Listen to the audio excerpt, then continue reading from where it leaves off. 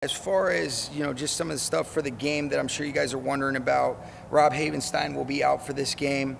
And then the other guys that will kind of be affected, and really it's a unique situation like we've talked about. You get 53 guys on your active roster, 2 practice squad flexes, and then that can enable you to be able to have 5 other additional inactives. Fortunately for us, we've been relatively healthy, have had some situations that we've navigated through, especially on the offensive line.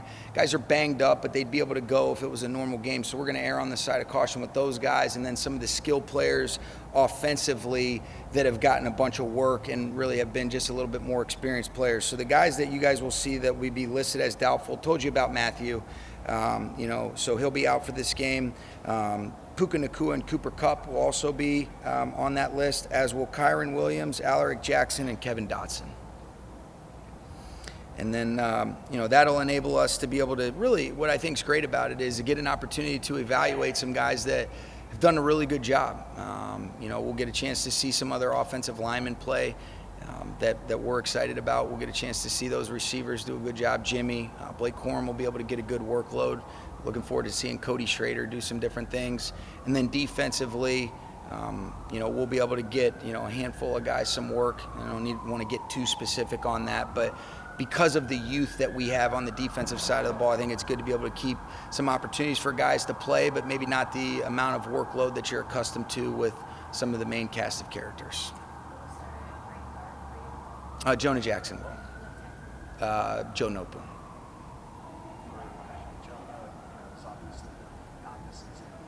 Yeah. I've been incredibly impressed with him. I mean, you talk about a man's man, Adam, and, really a lot of the situations, when I look at it, you feel really responsible for not helping put him in a better spot. You have some things about his center. All he was willing to do was whatever was asked of him.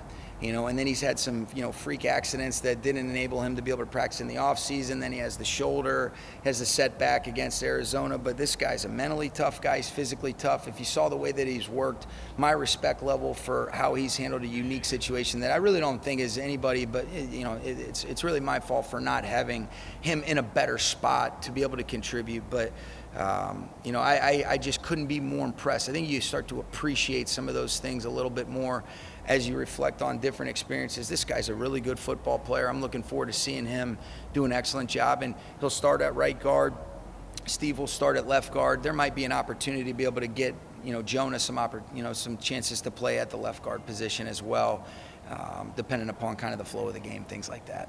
You talked about reflecting on your experiences. You talked a lot in Yeah. 22 about what that helped you learn. I'm curious, another difficult type of franchise for you guys trading for Matt. Yeah. A lot of changes in 21. What did you learn about yourself as maybe a coach and a person? Well, I mean, that's in regards to what? Just as far as just getting to work with Matthew? No, and as an organization, making the decision to trade for Matt. Well, I think, all of the decisions that we make in the moment are, and what we think are the best interests of the football team, and getting a chance to pair up with what gives us a chance to try to be able to move forward. I think in regards to how you go about it, there's a lot of different things that you learn. I think the biggest thing I would say that I take away, and, you hopefully never lose this, and I'm going to be hopefully sitting here next year saying this is what I learned in this year, but not to take things for granted, to be grateful, to try to understand how to, you can make tough decisions while still being able to handle things in a way that's empathetic but firm, making sure that, you don't lose sight of, this is a people type of business. And I say this, sometimes in pursuit of different goals, you don't necessarily, you're not any less competitive, but you can lose perspective on the right way to do it as a leader that you want to influence and affect positive change with situations you're a part of and people you're around. Those are the things that I think about a little bit more, and you try to be authentic but also intentional about not being afraid to say, I do that differently. Would you make a different decision? No, but the etiquette and the way that it's handled, you would. And I do think, the different parts of where you're at in life, I often think back to, sometimes coaching can be like dog years. You're 30 years old when you get here and you're just so excited, but man, it takes a toll on you if you don't understand how to balance it and lean on people and make sure that you're surrounding yourself with people that influence you to want to be better for them. And then, you talk about what a blessing it's been, and having our little boy and my wife. So all those things weigh in to try to become, you're always continuously trying to become a better version of yourself within the framework of, what's necessary for that situation. And those are the things that I would think about. But I would say this, it's been really fun working with him. I mean, you talk about a guy that challenges you because of how smart he is, the consistency at which he's done it with. I think he's forced an accountability on my level because you want to make sure you have answers because the way that he looks at it and how smart and cerebral he is, but how competitive he is. I think the coolest thing that you can say about Matthew is our guys always believe they have a chance because when he's at quarterback and the authentic belief that he instills in people he's around, and that's the team as a whole. Sean, is Kevin Dotson not playing? This will be the rare occasion for you guys this year that you're willingly pulling a lineman off the field. Yeah.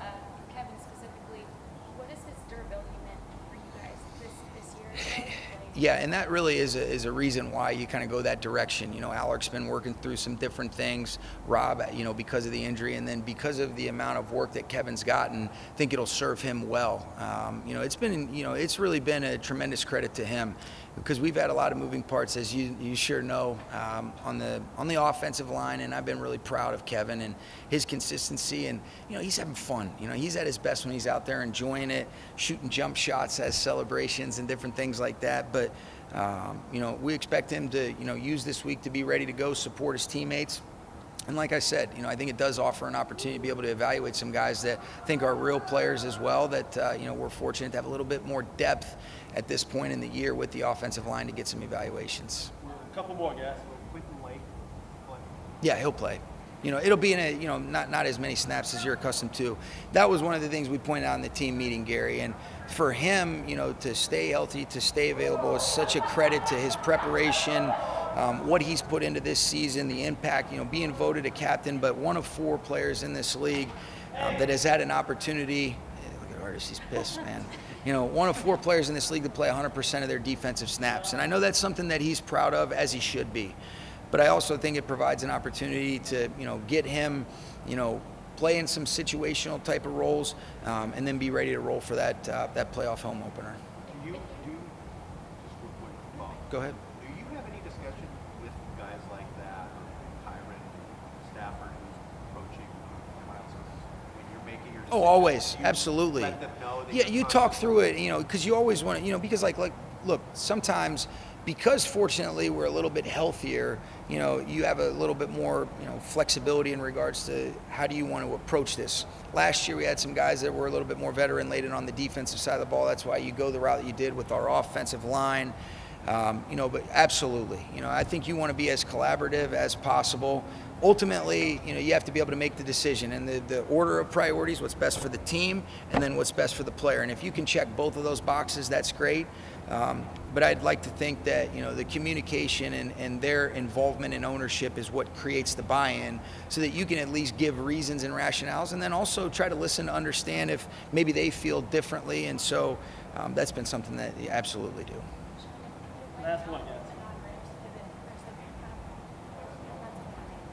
Yeah. Can you explain a little bit about his work in the screen game specifically and how he sets those layers and how you sort of notice what he's been able to create almost sort of artistically?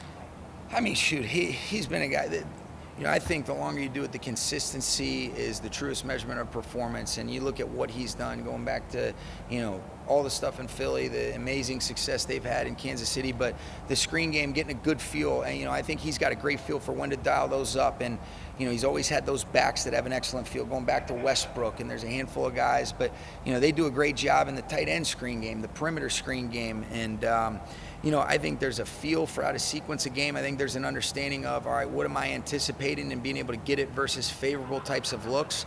And then you can see the detail. We always talk about no screen is the same. Every screen has its own story. But for some reason, everywhere Andy Reid's been, that team has a good feel for it.